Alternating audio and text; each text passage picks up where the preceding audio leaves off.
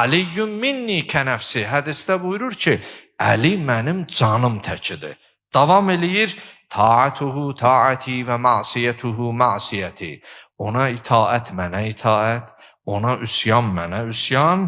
Harbu aliyyin harbullah və silmu aliyyin silmullah.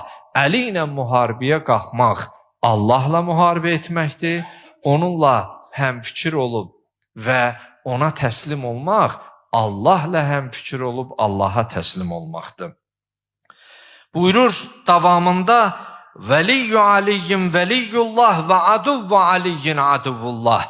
Əlinin dostu Allahın dostu, Əlinin düşməni Allahın düşmənidir. Bu sözləri Peyğəmbər salavatullah Əlinin barəsində söyləyir və davam edir. Aliyyun hüccətullah və xalifətullah alə ibadih.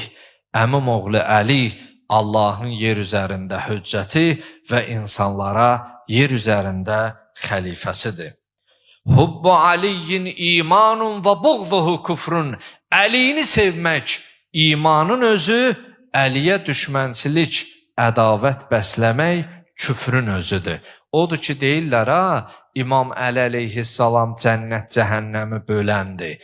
Bəzi İslama özünü nisbət verənlər, təriqət və cərəyançılar deyirlər ki, burada necə ola bilər cənnət cəhənnəmi bölən Allahdır, Allahın sifətin bəşərə Əliyə verirlər və orada üluhiləşdirirlər, onu Allahlaşdırırlar.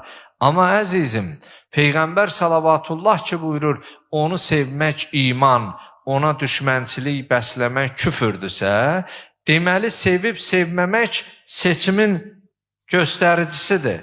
Yəni sevginin və ədavətin olması hansı cəbhədə, hansı tərəfdə olmasın göstəricisidir.